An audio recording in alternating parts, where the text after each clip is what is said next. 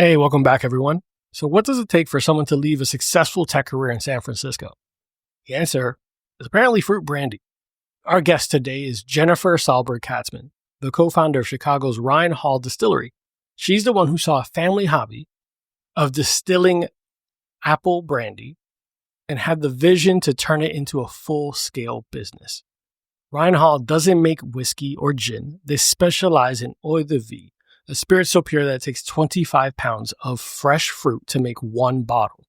In this episode, we talk about the story of her family, what inspired this business, and what sets them apart for other spirits in the cocktail and spirit industry. From their exciting new tropical line of flavors to really hearing about the strength of a family business. I'm excited to have Jennifer on the show. And for all of you who have seen some of my recent cocktails online, they are the special ingredient to a lot of them. Without further ado, let's jump into it.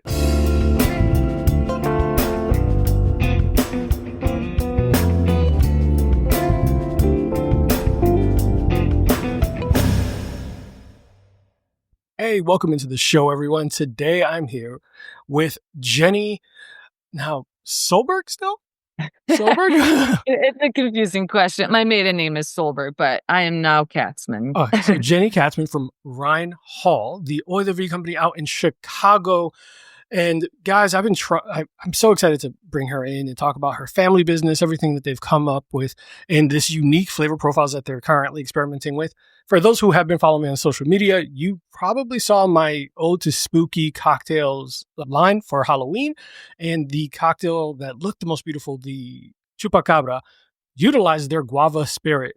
So that Eau de Vie with this clean, refreshing taste of guava without making it feel overly sugary. I know this sounds like a commercial, but I'm really, really hyped about this product and finally getting Jenny and Rhine Hall on here. So how are we doing, Jenny?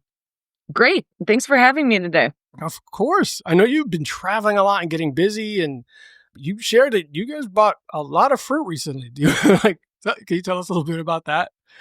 Yeah, it's our largest purchase to date, which is kind of fun. We just bought 200,000 pounds of guava, fresh guava.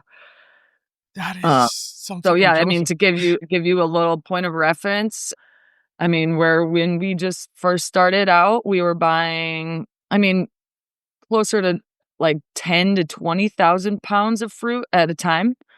One that was kind of our like fermentation capacity in the tanks that we had. But yeah, we've now are at 200,000 pounds of fruit and basically a single purchase. Yeah. For those who are those who are unfamiliar with Eau de Vie and your business, actually, do you mind telling us a little bit about Rhine Hall? What you guys do and what Eau de Vie is for those who are unfamiliar. Yeah, so Rhine Hall, we're based out of Chicago. We started 12 years ago now. I run the business with my dad. And we produce a fruit brandy, also known as an Eau de Vie, which is a product 100% distilled from fruit. There's nothing added to it on the front end or the back end. We believe in using, the pure fruit itself. No, juice from concentrate or anything else. We believe you get the purest expression of the fruit in the bottle with producing from fresh fruit. So we end up with a clear distillate. We bottle around 40%. And yeah, we hope when you end up with a bottle in your hands that the aromatics are, they smell like the fruit. And then when you take a sip, it's, soft and silky on your palate. Like a lot of spirits these days, a lot of people get introduced to these products through cocktails, just kind of as a stepping stone. But, we always obviously recommend, trying these straight and by themselves as well. Yeah. For those at home who haven't tried it, I highly recommend trying them out. I keep buying as many as I can. Whenever I can get my hands on one, I do. And they're so fun to experiment with. And the fact of the matter is that they don't leave, because whenever you think about like a flavored spirit, people misinterpret. This isn't a flavored, like artificially flavored spirit. This is 100% from the fruit. So you're not going to get a lot of those like chemical, like artificial flavors and tastes that are just kind of gross. I mean, each have their place. I mean, you could sip as much Tennessee honey as you want, but this feels a lot cleaner to me. Not to take shots at anyone. But your business has been a unique one. I know that you said you run it with your father, Charlie, correct? And yeah. I mean, he's kind of more of a silent mentor. Awesome. Yeah, and he actually helps out. His main business is an air filter, air manufacturing business. So that's his kind of thing, and then he's helped me, just basically help get this business up and running, and has continued to be, a sounding board for me. But yeah, like I said, it's been 12 years, so I feel like we found like a good way to work together. But he does give me, I mean, I fully operate the business. Oh, 100%. I Yeah. meant more so I would be the first person to be honest and vulnerable. I don't know if I could run a business with my mom even being a silent partner, like even being a quiet or an angel partner. Yeah. So definitely, I was just going to ask about that dynamic, but you obviously answered it perfectly. Where, sounding board and all that, but you do have an extensive business background. So, like, I find that so interesting that some of your history and everything. You were living in San Francisco for some time. Yep. Uh, Yeah. We like my dad had this filter business. We kind of grew up in the summers going to the assembly line, kind of getting a feel of, what it takes, not only have the business idea, but also, the labor involved to producing manufacturing products. So we did that throughout high school. I'm the youngest of 5 kids, so big family. And, going throughout college and everything, I knew I wanted to start a business. And my dad had always recommended, you got to get in sales, that you got to be able to sell your product, sell yourself before you, have a product to sell. mhm. And so that's what made me get to San Francisco. I was in a SaaS, like a tech sales company that was just like kind of a really hungry, you're young, Meltwater News. yeah, Meltwater News. This is a culture of just like quota driven, I learned a lot about business and urgency and picking up the phone and having no fear, and that I would agree that that kinda gave me the building blocks that I needed to be able to, build some business acumen and kind of being able to start my own business, and it was actually also in San Francisco when, I started recognizing this craft cocktail renaissance with brands like St. George Spirits and, well, predominantly them along with some others, and I already had a background in distilling fruit from growing up, so my then boyfriend, now husband, was really supportive and was like, I had already been tasting out my friends and my now husband with a bottle of other schnapps that I brought from home, or the Eau de Vie, and Just making it at my home. I well, we made this product back in Chicago from, like, every fall, we would pick apples off the That's tree awesome. and climb the trees and, like monkeys, and lay down a big tarp and shake them, and all the fruit would fall down, and we had this bike-powered apple chopper, and basically, like, I knew how to produce a distillate. I never even thought much about it, but I was super proud about it, and myself and my siblings, I was involved probably the most in those falls because I was the fifth of 5 kids. I was kind of my dad's little sidekick, and but growing up, I ended up bringing this bottle wherever I went, and so it came with me to college. It came with me to San Francisco, and I'd always bring it out and tell my family story about producing this stuff in our backyard, and my now husband was like, "Well, Jenny, like, if you wanna start a business, why wouldn't you do this? Your dad would love to start another business with you." And so that kind of was the encouragement I needed. I put together a business plan and went to my dad and said, "Hey, like, I wanna start this." And he's like, "All right, well, you gotta come back to Chicago to do it." And so that was our departure from San Francisco back to Chicago to start the business. Mhm. Chicago is pretty awesome, so I wouldn't be mad at that either. Yeah, I mean, it was fun to come back, and it made sense. I mean, we were business model was to produce the product we knew how to make, which was fruit distillates. Chicago's located, on the southwest corner of Lake Michigan in the Great Lakes region. And, just northeast and northwest are big fruit growing regions of the Midwest. They get a lot of the kind of precipitation and the topography is similar to actually where my dad learned about this product in Austria, but there's all these orchards that sit right next to the lake, and I think that, the soil is a little bit rockier, probably lower acidity, and they were just a big fruit growing region, so us starting a distilling in Chicago made sense because the freight to get the fruit wasn't that far. So That does keep also some of that product integrity, right? Like you get that freshness, not just having to ship from all over. So exactly. it probably gives you a much better product. It's kind of, I'm not going to lie, it's pretty inspiring to go from a make this for casual, just for friends, family, just something to make because it's enjoyable to make. And someone hits you with, like your husband, but I'm sure other people also told you, this is good enough to sell. And Yeah. this process you refined it, you figured out how to do it on your own with your family, let alone this. How can this translate to mass production?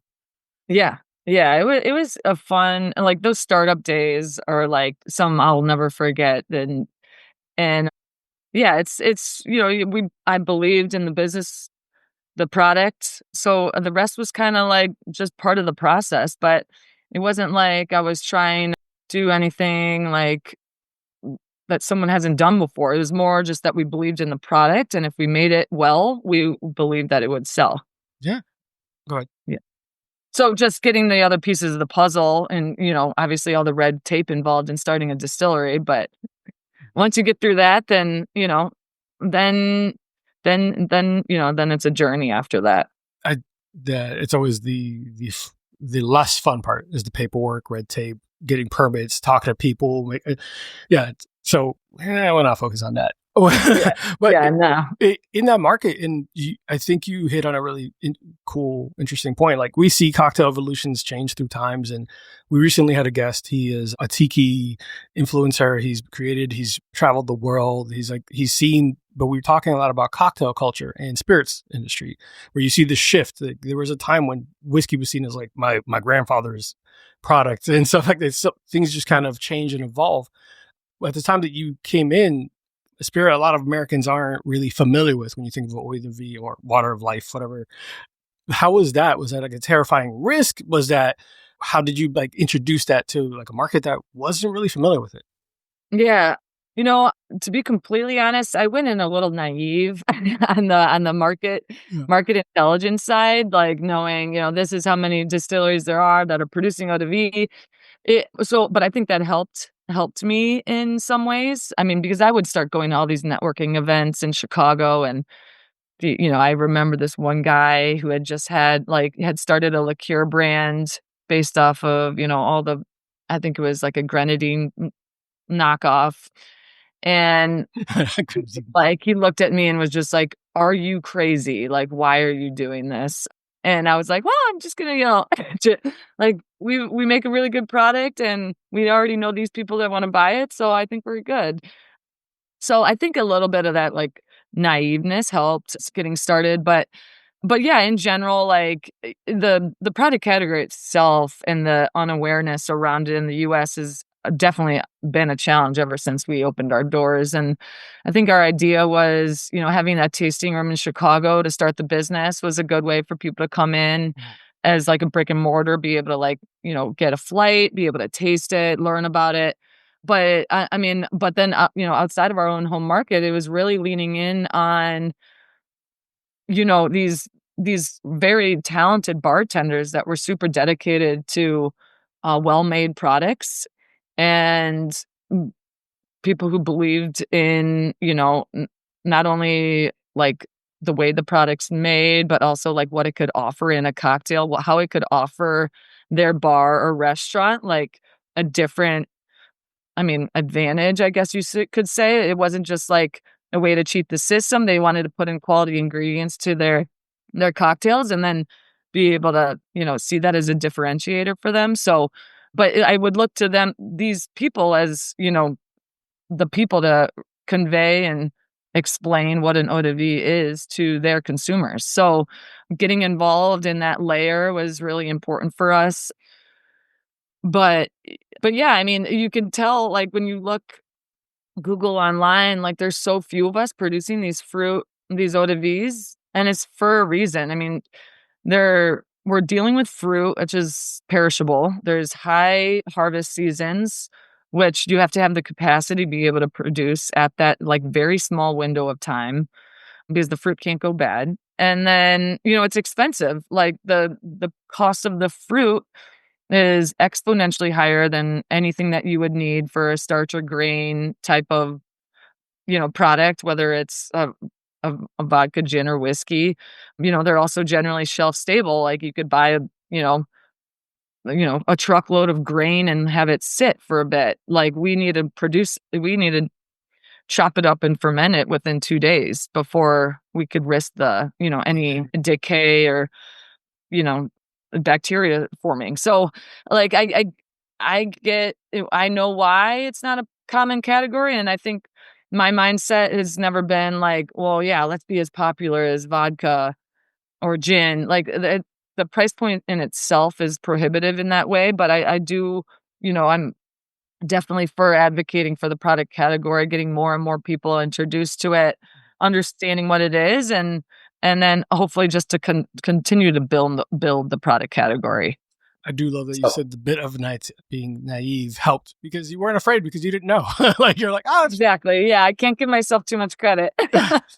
All the credit. Hey, it worked. Like yeah. It's like I think what you said, it reminded me of where some people won't read their own movie reviews. They won't do like people are in any kind of heightened limelight, whatever. They won't read reviews of the movies. I'm just gonna keep doing what I'm doing. People like it or whatever. Kind of because you don't want to be impacted. You don't want your mind going anywhere else other than what you're producing. So, because honestly, and the product speaks for itself. Even though it's far and few between that I've seen like Eau de Vie on a menu. You mentioned bartenders. Death & Co. was one of the first ones that I saw highlighting something online about your product specifically. I won't even lie. That's why I was like, what? What? I was already looking for something that tasted tropical and fun and different. And when Death & Co. did that, I went and ordered your bottle. Then I ordered the bottle to make that cocktail at home for my fiance because she's a big mezcal fan. I forget the name of the drink specifically, but then I brought it to bartenders and they all like, I already have one. I have a mango one. Oh, I already have. And they've been hyped about it where they're like, yeah, I've added it to the menu, but they didn't name it by name. They just put Eau de Vie. So I had no idea what I was looking at. Cool. So yeah, that's great to hear. And that in itself, like the organic growth is what I would say I feel the most proud about, people just recommending or referring it based off of their own like interest in the product versus something, the reps are trying to sell because they can get, an extra case on 5, so we can never play the pay to play model, but in some way, that's good. Could benefit, for the product loyalty that is there for that. Oh, 1,000%. Yeah. I promise you, if you were available in my local ABC, I'll probably have like 2 of every bottle at all times. Someday. Right? Fingers crossed, I'm hoping. Yeah.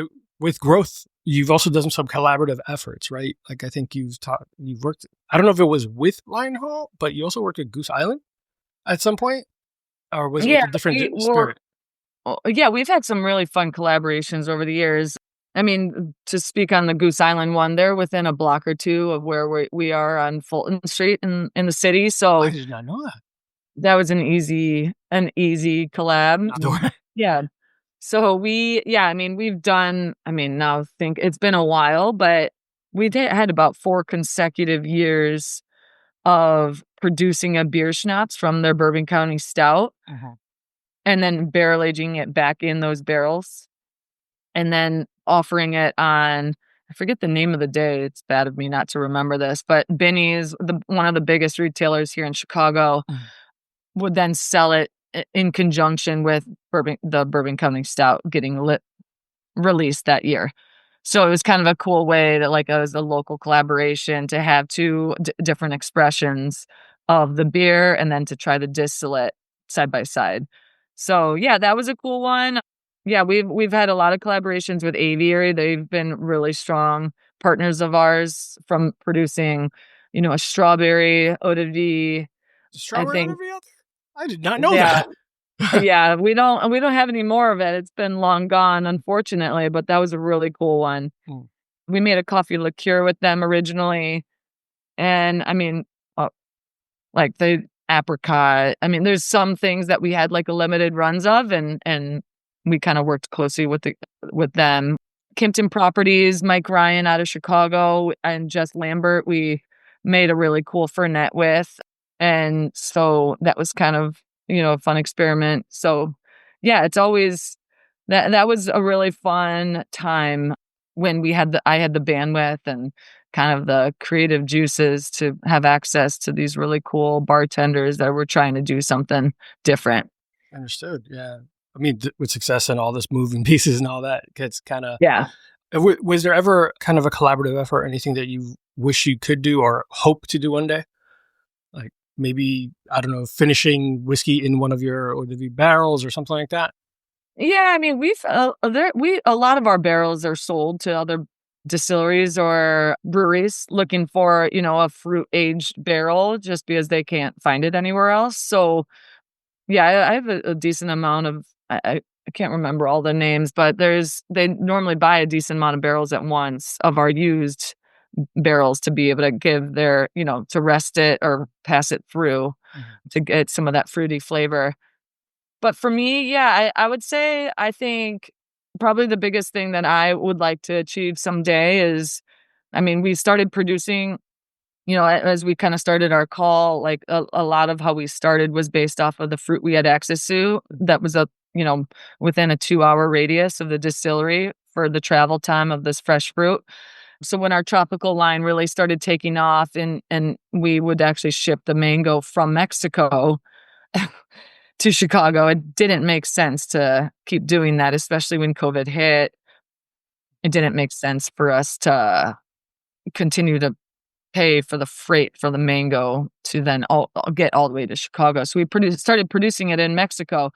But I hope to have a similar model of producing other fruits in other countries with a partner distillery that is a fruit that's very like common and popular for their culture and like a fruit that they would use in their daily meals and things like that to kind of see what the eau de vie expression would be like.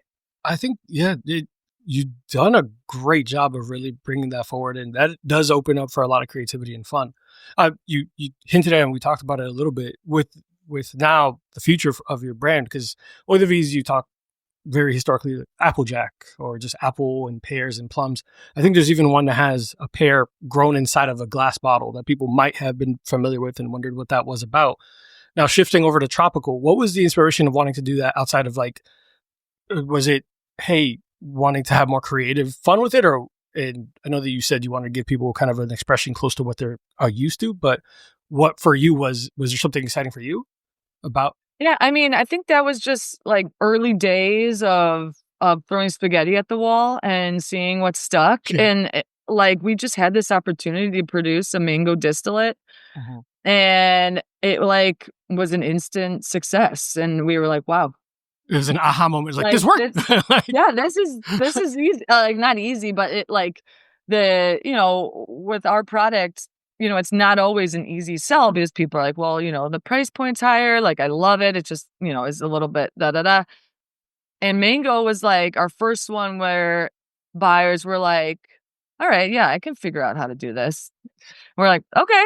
Like, so it took us, the sales cycle was pretty clear that we were doing something right with that. So that was kind of our first product that we like then started building on that, and we had some opportunities to produce a banana eau de vie, which I hope to make in the near term future. I want to know when that comes. Yeah, it was very cool. Probably my favorite, but more consistently like the pineapple and now the guava.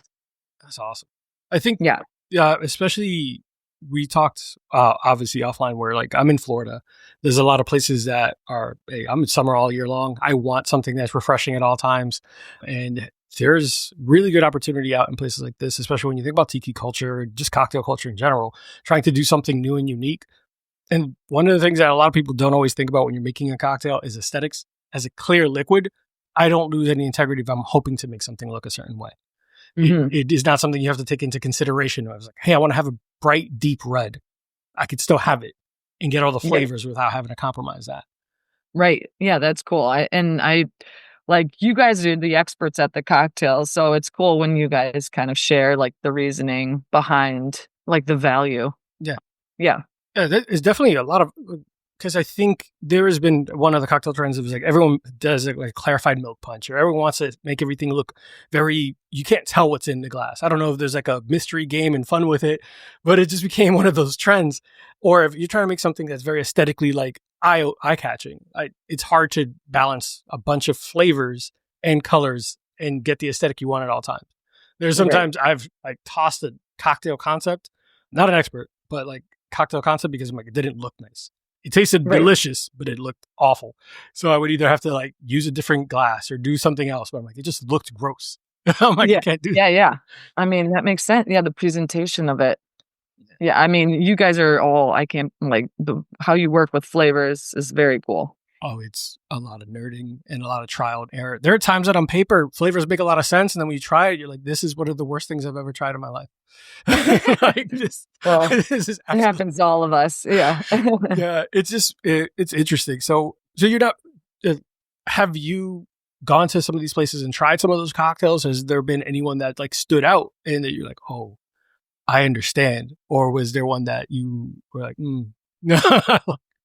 Yeah, no, I mean, of course, we really, we truly believe in, having that brand to buyer relationship when we get the opportunity. And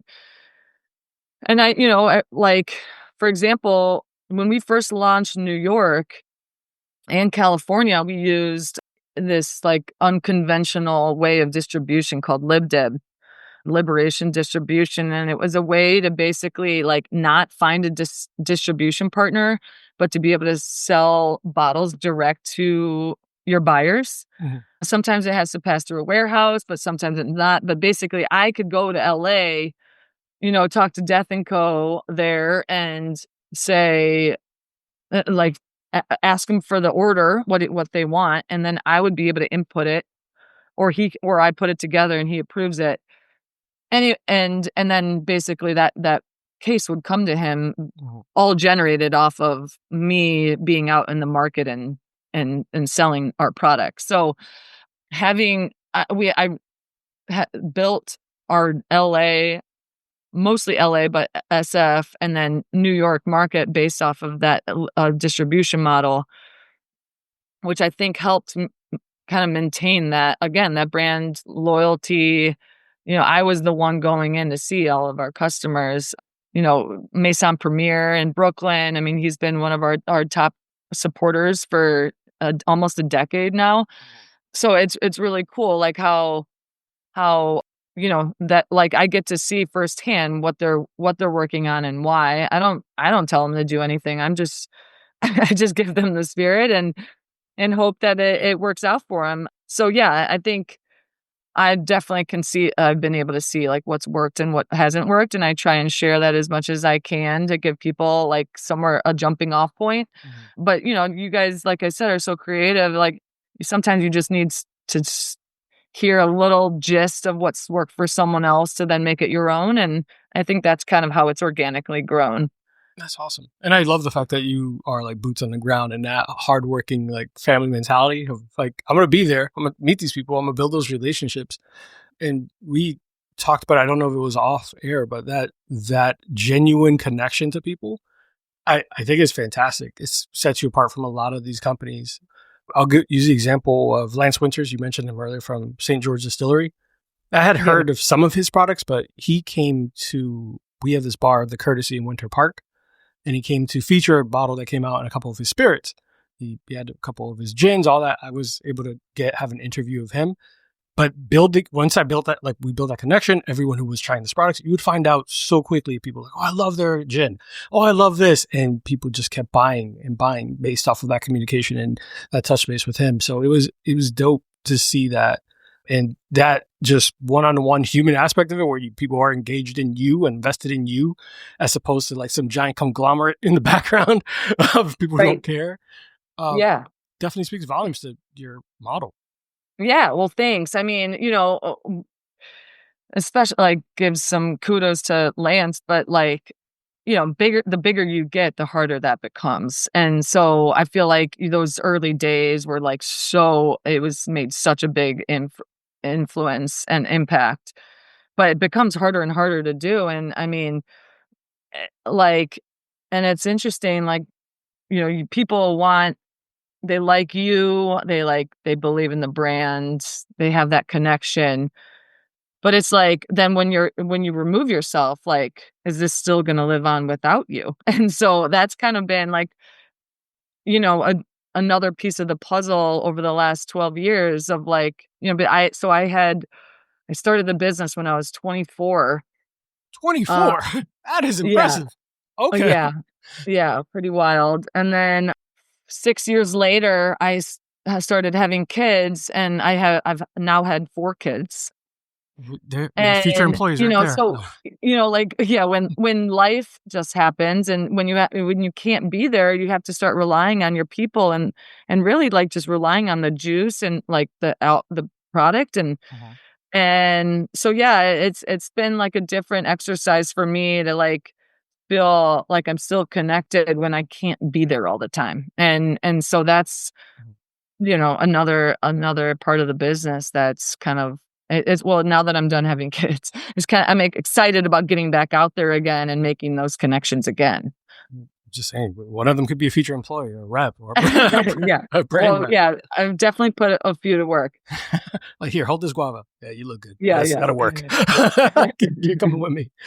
That's awesome. And it is true though. Like, what is it? Victim of your own success. Like, things are going so well. There's so many things going on, and it's beautiful to have your family and continue to grow in your personal life.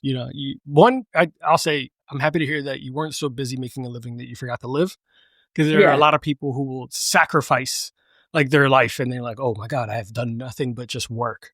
So you were still working, which must have been exhausting. 4 kids sounds exhausting now, just hearing about it Yeah. throughout that. And I'm sure, other things and other aspects of life, that still being able to have that footprint and take time to make sure that your product's still doing very well, expanding, growing. And yeah, kudos to you. If you haven't given yourself applause and your own flowers, I'm giving Oh, you. thanks. Yeah, I mean I didn't know you had 4 children. That's exhausting, right? Talking to you. The fact that you're conscious right now, I'm like, oh my gosh. Yeah. Yeah. Yeah, especially after Halloween. Yeah. Halloween must have been really interesting. Yeah.